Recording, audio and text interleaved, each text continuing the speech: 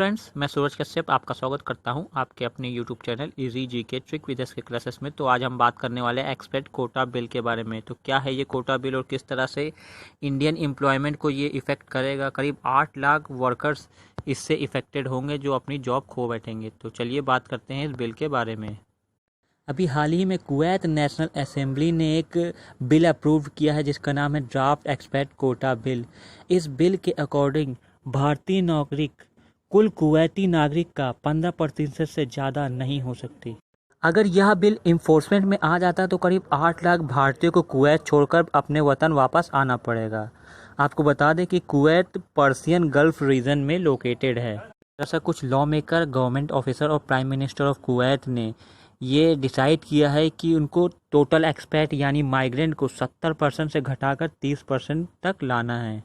Draft law में ये decide किया गया कि हर साल 5% एक्सपेक्ट को घटाया जाएगा। यानी अगर एट प्रेजेंट की बात की जाए तो 70% है, तो नेक्स्ट ईयर इसको 65, फिर 60 और ऐसे ऐसे धीरे धीरे करके 30% तक लाना है।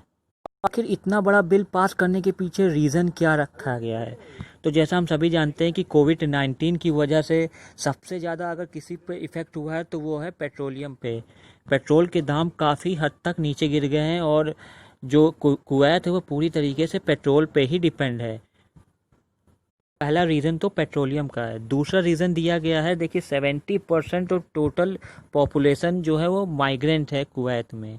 इन माइग्रेंट की वजह से ही ये कोविड-19 के केसेस इतने ज़्यादा बढ़ रहे हैं। तो इसको देखते हुए भी ये बिल को पास करने के लिए मंजूरी दी गई है। और तीसरा रीज़न रखा गया है reduce the dependency on foreign workers. दरअसल जो कुवैत में जो वर्कर्स काम करते हैं उसमें मैक्सिमम जो है वो फॉरेन वर्कर्स हैं और कुवैत गवर्नमेंट ये चाहती है कि अब फॉरेन वर्कर्स से डिपेंडेंसी घटाकर इन वहाँ के लोकल जो वर्कर्स हैं उन पर डिपेंडेंसी को बढ़ाया जाए। तो ये भी एक रीज़न है।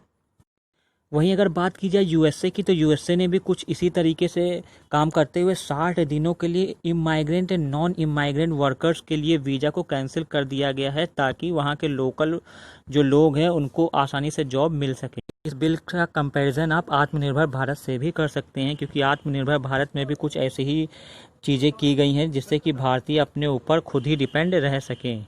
चौथा और सबसे इम्पॉर्टेंट रीज़न जो दिया गया है वो है पॉपुलेशन स्ट्रक्चर।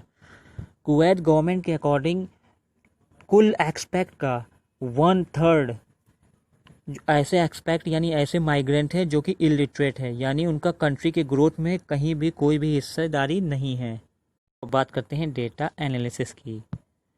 कुवैत की कुल पॉपुलेशन है 4.3 मिलियन। इन 4.3 मिलियन में से 3 मिलियन जो हैं वो एक्सपेक्ट यानी माइग्रेंट है और इन माइग्रेंट में से सबसे बड़ा जो कंट्रीब्यूशन है वो है इंडिया का। 1.45 मिलियन इंडियंस वहाँ पे रहते हैं जिसमें से 28,000 इंडियंस हैं वो वेरियस गवर्नमेंट जॉब्स में हैं जैसे कि नर्सेस में, इंजीनियर्स में और बड़ी बड़ी कंपनीज़ में और कई सारे तो साइंटिस्ट भी हैं। लेकिन जो मेजॉरिटी ऑफ इंडियंस हैं वो प्राइवेट सेक्टर्स में, करीब 5 लाख से ज़्यादा वर्कर्स प्राइवेट सेक्टर में हैं। वही 1.1 लाख जो इंडियन है वो डिपेंडेंट हैं जिसमें से 60,000 स्टूडेंट हैं। तो अब बात कर लेते हैं पर्शियन गल्फ रीजन की। तो पर्शियन गल्फ रीजन में टोटल 8 कंट्रियां हैं जिसमें Bahrain, Iran, Iraq, Kuwait, Oman, Qatar, Saudi Arab और यूएई है। और ये 8 की 8 कंट्री यूनाइटेड नेशन की भी मेंबर्स हैं।